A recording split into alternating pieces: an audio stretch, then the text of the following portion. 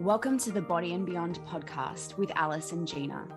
A podcast sparking discussion on all things health, mindset, fitness, goals, and motivation. We strive to help you to boost your confidence, to take the lead in your own life, to back yourself, and to step into your full potential.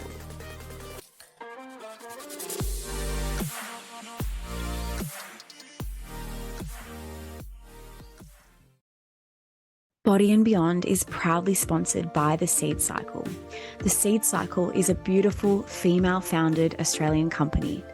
Seed cycling is a natural methodology that you can use to support your menstruation and your ovulation, and it can even be used to support your hormones through perimenopause and menopause. If you'd like 50% off your first month subscription, use the code BODYANDBEYOND at the Seed Cycle website www.theseedcycle.com.au. Hey guys, and welcome to the Body and Beyond podcast with Alice and Gina. And today's guest for episode 16 is Dave Nixon, author and coach. Hey, Dave. Hello. Hello, Dave. We are excited to have you on for our podcast today. I would love to have you introduce yourself to our audience. Take it away. Sure. My name is Dave. Is that how everyone starts? I think it is. It's like, what's your name? So, Hello. Dave, I have the absolute pleasure of being on today. So thank you for having me on, ladies. Quick rundown of my background. I started working in the fitness industry in 2004 as a 15-year-old. From there, I was at a place in Canberra called Flames Fitness. From there, I started managing that place at 18 and then moved on to managing the 3 gyms at 19. Left there at 21, started my own business. It wasn't a gym at the time. It was just like a fitness personal training type small group coaching business. At 22, 11 years later, we still have this facility and Gina runs that with me. It's called Functional Fitness Australia, otherwise known as FUNC. We're a private health club. What that means is that we offer both workout and work-in type principles for people to be able to use the facility for what they need on any given day, rather than simply just being in an exercise regime. That's one component. I've also authored a book called Minding Yourself. I have a podcast, which is called Alpha Theta Flow, which has over nearly 800 podcasts on it. Most of them are 10-minute podcasts. Used to be called Mood Prep. So I've got another a book that's currently being written that should be out hopefully early next year. I don't know. Among other things, we run retreats, seminars. We're building out trainer courses and coaching courses for both physical training components and teaching coaches how to identify learning styles and personality types and communication skills so that they not just be dolphins in the industry, which is that they're very intelligent but can't communicate to humans.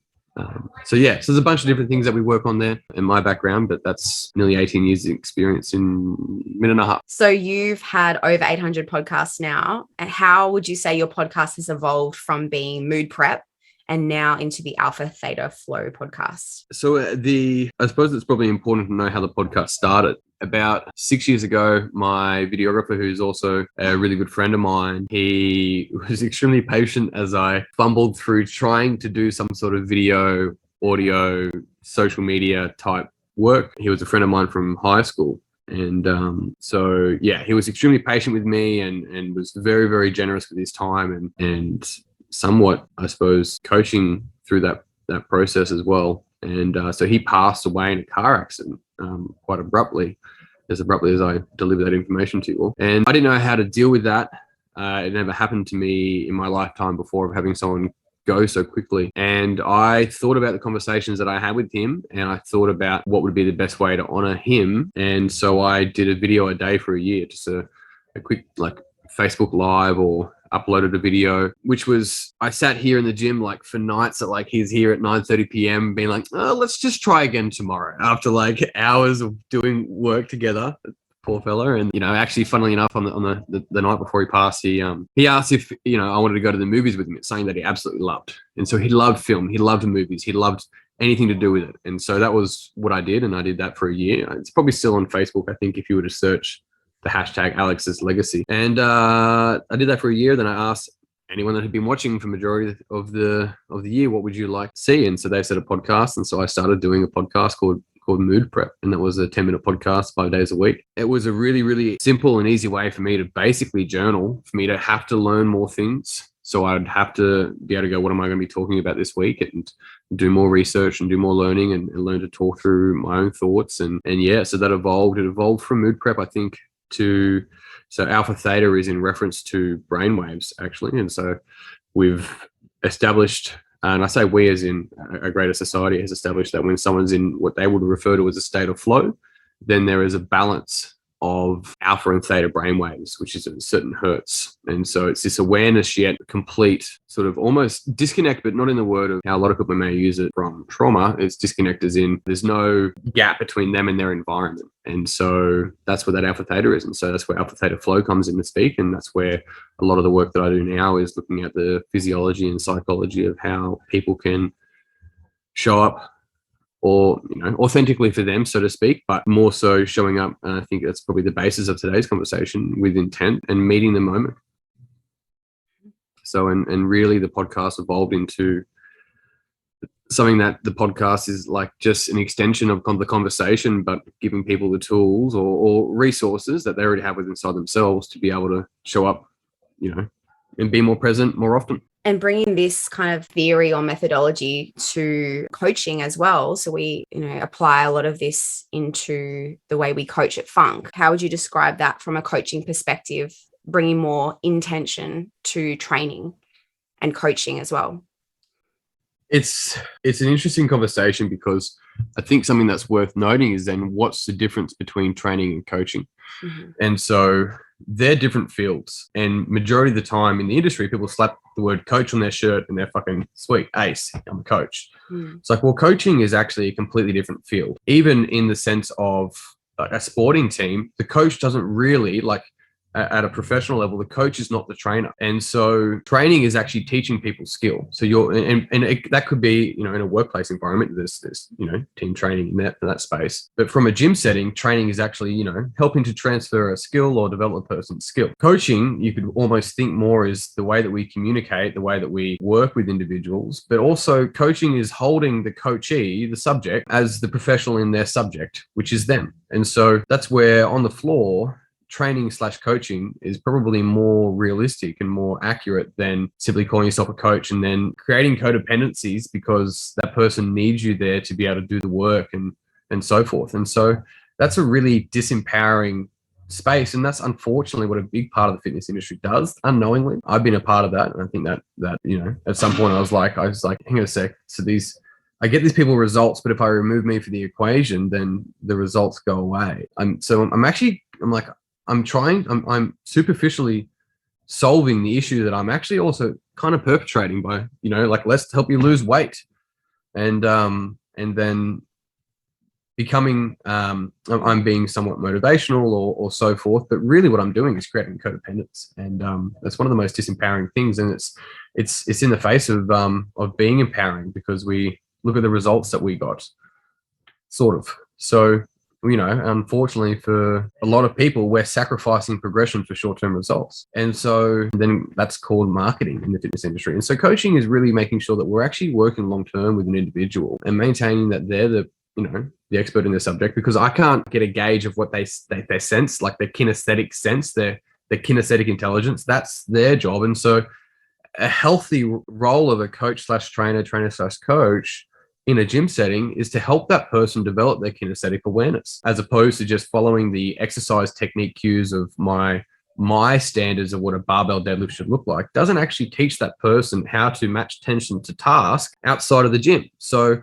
telling them the correct cues from a textbook of how to do a barbell deadlift, when they leave that facility and they never touch anything that even remotely resembles a barbell, it doesn't teach them how to create the adequate amount of tension and learn how to breathe well based upon what state they want to be in to move a pot plant upstairs, which is a task that is going to occur, or a variation of that for most people. But simply picking up a thin, evenly distributed barbell up and down a couple of times and just working off a couple of cues, such as squeeze my glutes, brace my core, doesn't actually necessarily correspond to that person developing her own kinesthetic awareness and intelligence. So that's a massive component of how we communicate and work with people on the gym floor, so that they have that skill deepened over years, as opposed to relying on my eyes for feedback to know whether they're doing something right or wrong. Love that. So could we go back to a little bit more around the topic of intent or intention? I would like to know, I think, Gina, you were asking as well from a coaching point of view, maybe you could summarize what you mean by that, really. The word intent or bringing intention. I know that you kind of touched a little bit on being more present, maybe in how you come across in the moment, or So what I meant also was a coach's ability to teach their client how to train with intent and really understand what is their purpose and what is their why behind doing what they're doing, bringing intent to their training and to life in general. Yeah, so to speak to that, a big part of that is the approach that we choose to take to training, and that from a coaching standpoint. So commonly we see a results-centric approach, which means that this is the program, right, or an objective-centric approach, which this is the program. Follow the program, trust the process, that kind of stuff. And unfortunately, sometimes in doing so, which we, of course, having following a program is crucial, and I'm fully aware of that. This isn't an either or, it's an and.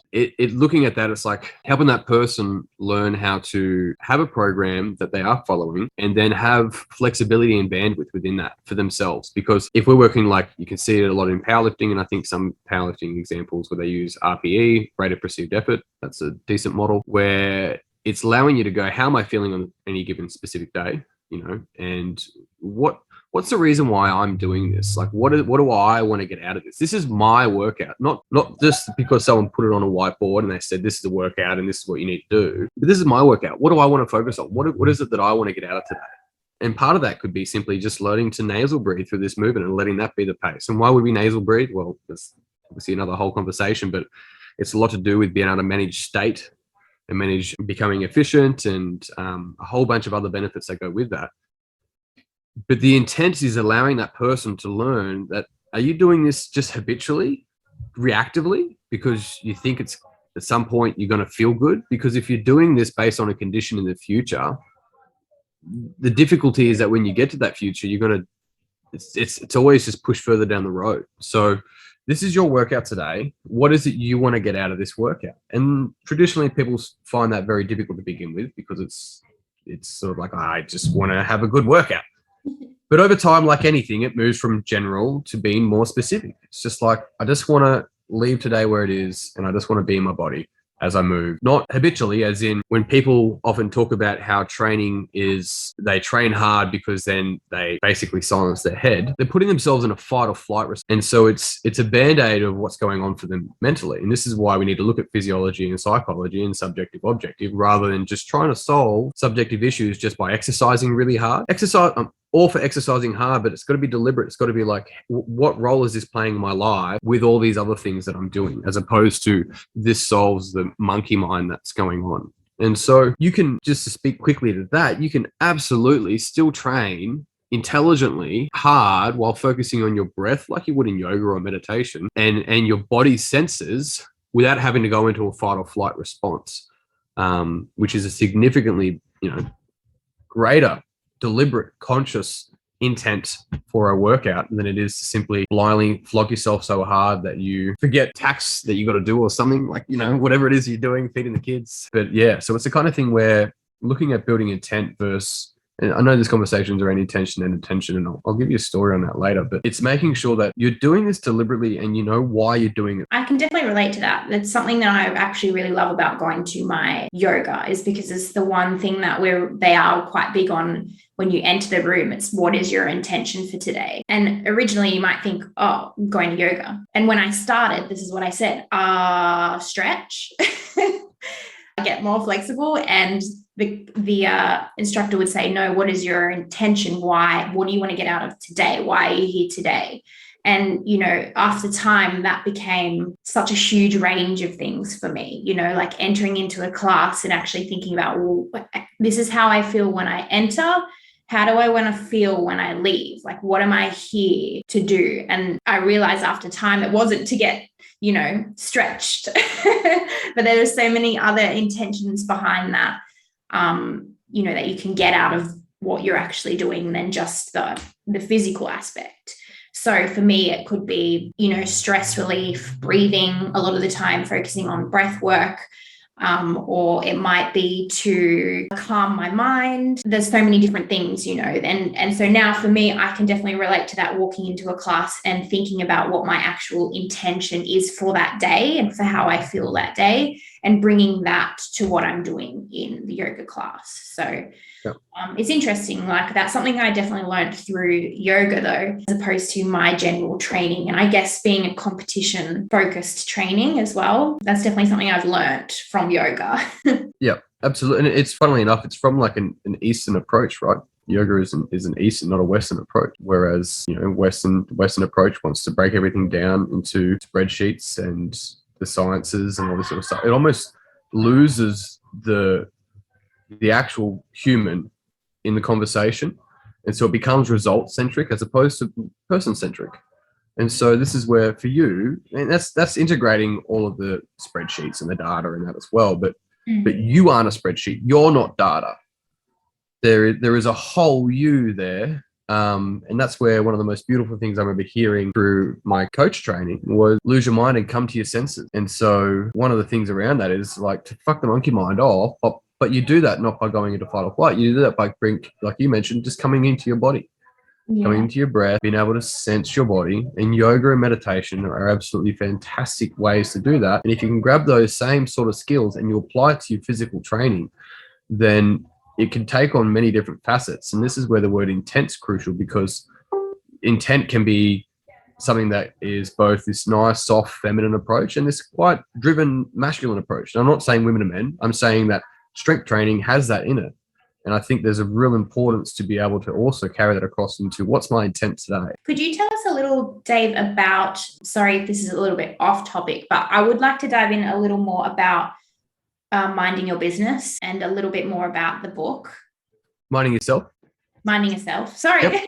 That's all right. I try and mind my business as best I can. Sometimes I don't. Sometimes I'm like... What did I say? Minding your business. Yeah, you told me to stay in my chair. You say that, mind your business. Minding yourself. Minding myself. Minding myself. That's what I have to do when I read it. And just to clarify, the second book that is coming out is a sequel to that, right? It's an extension of it. That's correct. Yeah. So Minding Yourself was, it looked at these three areas of health. I struggle to try and avoid calling them pillars, but these three areas of health extensively, of like move, mind, and mouth. So nutrition, so to speak. And one of the key things here was making sure that we could give people these things to really reflect on and consider in themselves, and the way that we think and the way that we have developed our frames of mind over the years also impacts our physical results and maybe our relationship with food, which it absolutely does. And so the traditional, like, just think positive sort of, and I think it's commonly called toxic positivity nowadays, but just think positive is a really shallow and simplistic approach, and will provide the individual with a shit ton of issues, because it's just think positive, as an example, is a really negative approach, because anything that you don't deem to be positive is negative. It's sort of blinded by that, right? And so this isn't about positive strategies to be able to deal with difficult situations. I sort of don't really align with that to some degree. So the way that this book is more so written is to give you an indication of how have I developed over time to see the world, my worldview. How is that serving me? How is it not serving me? And what is it that I need to change in order to change the results that I want moving forward in the future? One of the biggest lessons that I learned working in the industry with thousands of people over the last 18 years or whatever it's been is people train the way they treat themselves, and people treat themselves the way that they were trained as a kid. And so it's really interesting. What I think I do more than anything is called exposure training. I don't call it that on the website. It's just, I want to give people these slight little bits of exposure so they can start to see themselves, see what they do when they're under a little bit of stress, or there's, an external source of stress, such as exposure to cold or similar. And what this does is that it brings up these, deep-seated beliefs that they may hold. And more often than not, it's our unconscious frames. Frames is another word for beliefs that we developed that really can stop us from moving forward for our conscious goals. And so this book is heavily subjective, and there is still some objective components in there. I didn't want to put a training program or anything in there, because it's up to the individual to be like, what's more important than the training you do is how much you enjoy it. So you need to be doing something you enjoy. If you fucking hate your training, then it's chances are it's not going to be like long-term consistent. You're probably going to yo-yo, all this sort of stuff. So there's plenty of people that don't have gym memberships that are far healthier than a lot of people that do. And so we don't need a gym to be healthy coming from a gym owner. What's important is that you do something you enjoy, and there is definitely aspects of social health to that as well. So if tennis and walking your dogs and being part of a dog walking group, if that's your thing, like that is far healthier than you going to a gym and hating it. Because that hour in the gym isn't an hour anymore. It's leading up to it being like, no, fuck, I got to do this. And then the complaining that it's like, it's just don't do it. And I mean that genuinely. It's not healthy.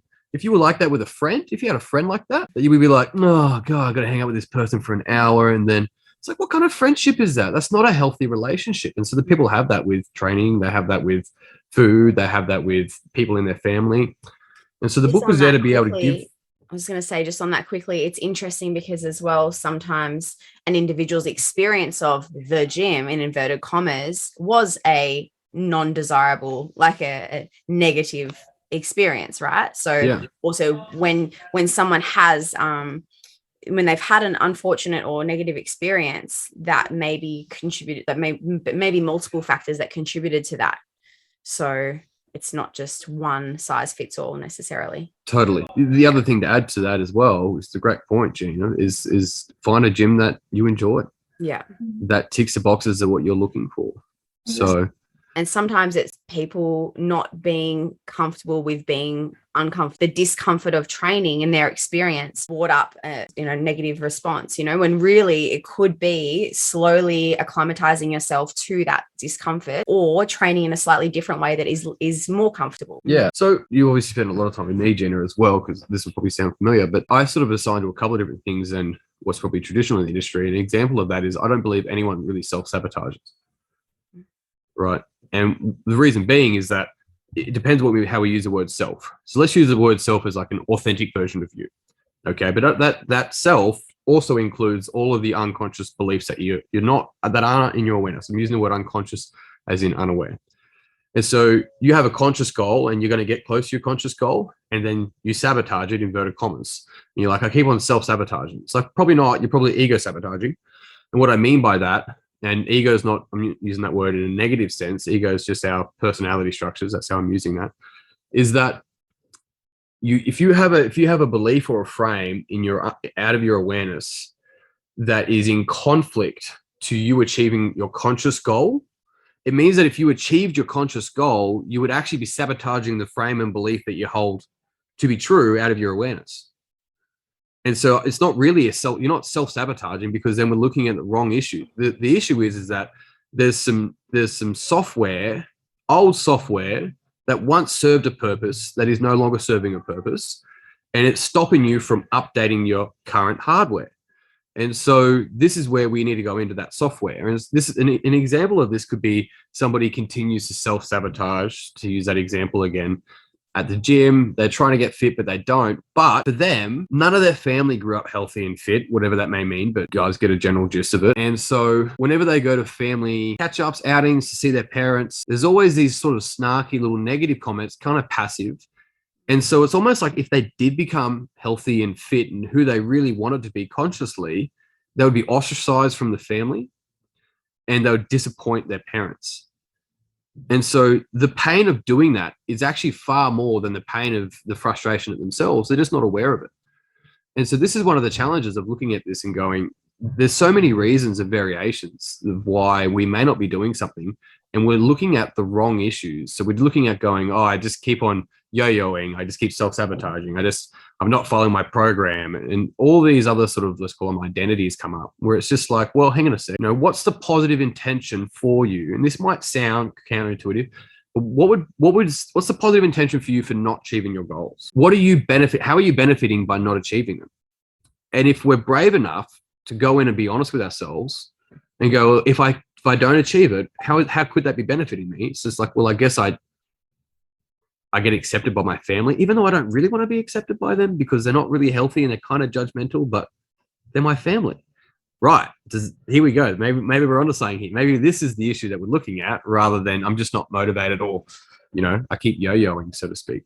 On a surface level, it sounds ridiculous thinking, oh, the family might not accept me, right? Yeah. But what we've got to realize is that this is deep. This is deeper down. This isn't surface level. Of course, your family wants to accept you. However, leaning back on the potential that if someone changes, then therefore they're excluded from the tribe. They're an outsider. Yeah. And back in the day, a very, very long time ago, that meant death. To be excluded from the family can be very painful. And so sometimes the results that we're getting are actually a solution to a different problem. And when we can start to address it like that, we start to be able to bring that, what was out of our awareness, to the forefront and be like, that's kind of a little bit like, hearing me say that sounds a bit silly now, but I can see how that served me, because as a kid, I had, you needed your family. They fed you, they looked after you, they were familiar. That's where the word family and familiar is actually related for that reason.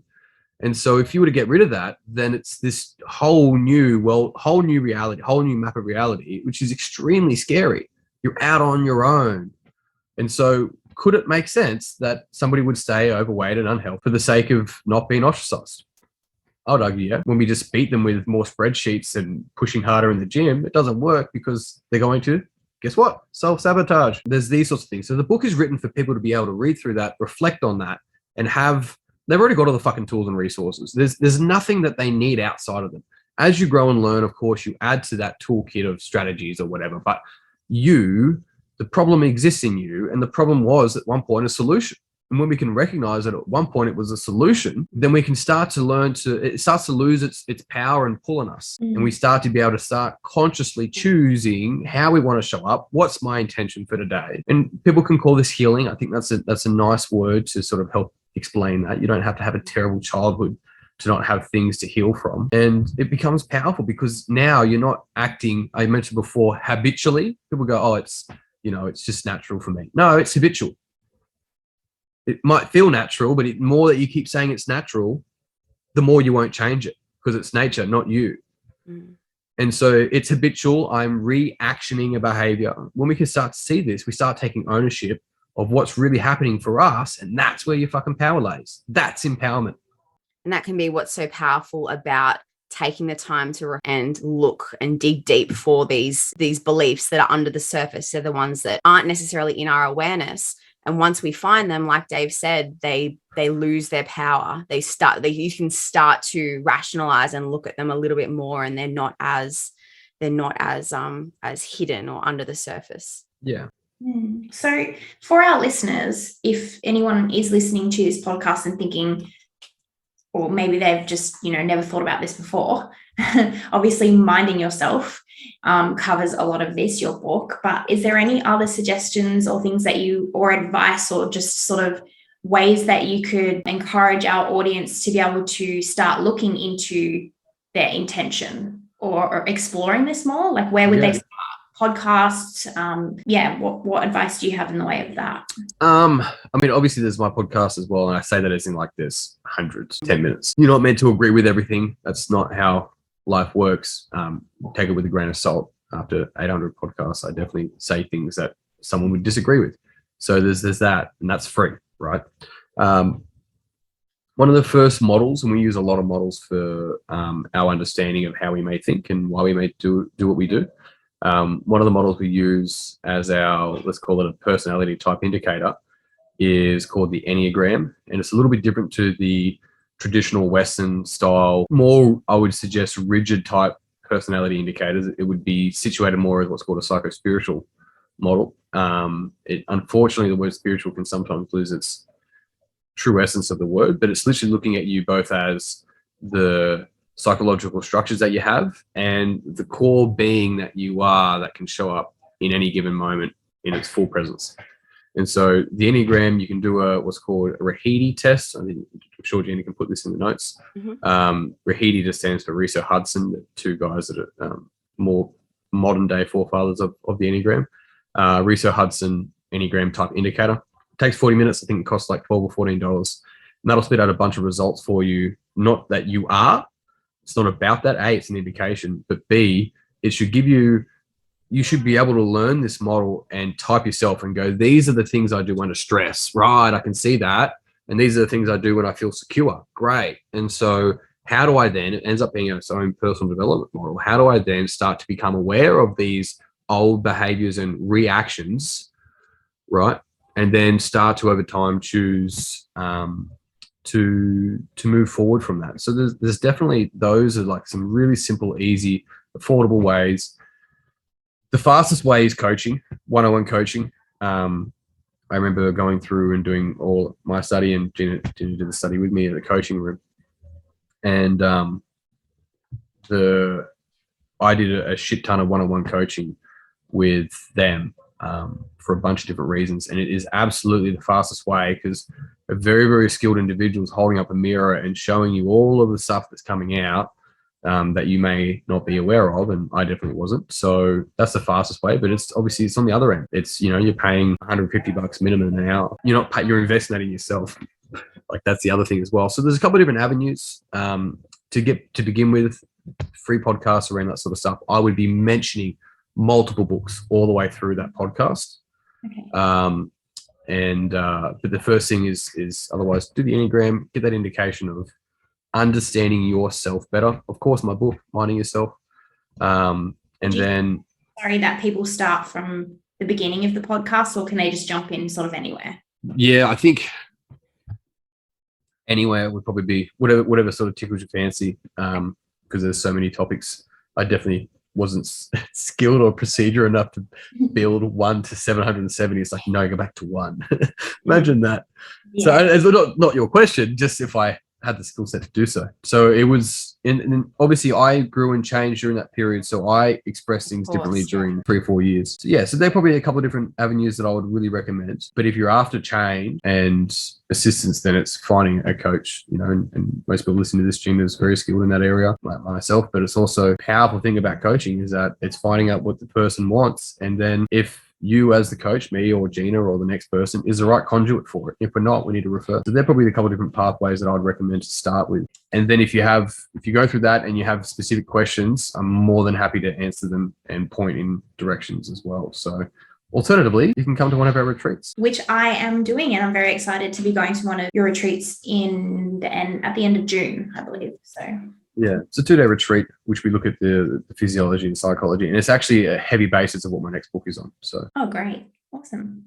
So is there anything else on this topic, Dave, that you can think of, any advice or anything that you just think is worth sharing to our audience, I guess? Any other points on this subject? Yeah. There's a story that came up just before for me as we were talking, and I think it's a really good reminder and indication of where we may sometimes look for answers in the wrong places. And so a lot of the work we do here at FUNC, but I do as well, is looking at the subjective world, the psychological world, so to speak. But it's making sure that there's the same weight for both physiology and psychology. There's no like, this one's more important than this one, or so forth. The physical world is easier to measure. It's easier to look at. The psychological world is, we have to look in. We have to be able to go in, ask the questions, and see what arises within us. And there's a story that I remember hearing years ago, and I think it was Wayne Dwyer. He's since passed. He's written a bunch of books. I'm pretty sure I heard it on one of his YouTube videos at some point. And he tells this story about this guy comes home and his neighbors is in his front yard, in the neighbor's front yard. And he's looking around on the ground, and he asks his neighbor who's looking on the ground for what are you doing? He goes, I'm trying to find my watch. And he's like, oh, do you want a hand? He's like, yeah, that'd be great. He's like, okay. So they're out there, it's afternoon, and they're looking for this watch. They're looking everywhere through the front yard. Then it's getting to dark, and the sun's starting to get down. It's hard to see. And the guy that arrived home asked the neighbor who's looking for the watch. He's like, mate, it's getting real dark. I don't think we're going to find this. Where did you lose it? And he goes, oh, I lost it inside. And he goes, well, if you lost it inside, why are you looking outside for it? And that's a question we need to ask ourselves a lot with a lot of this sort of stuff, is that if there's something inside that's we need to deal, why are we looking outside for the solution for what's inside? Mm-hmm. Yeah, I love that. Cool. Deep dive. Mm. You'll cry Thank you, probably, Dave. but it's okay. Well, thank you for joining us, Dave. Thanks for having me on. I thoroughly enjoyed being on with you girls.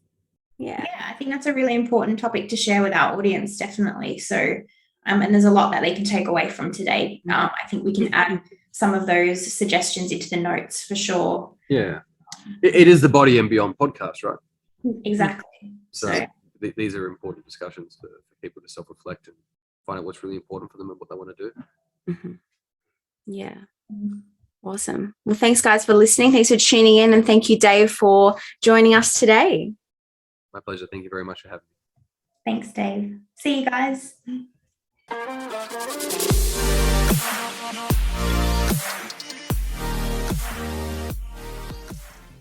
The Body and Beyond podcast is for information purposes only.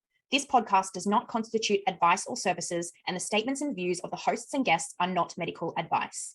The information provided should not be used for treatment or diagnosis purposes. Please discuss any information from this podcast with your healthcare professional before making any changes to your lifestyle.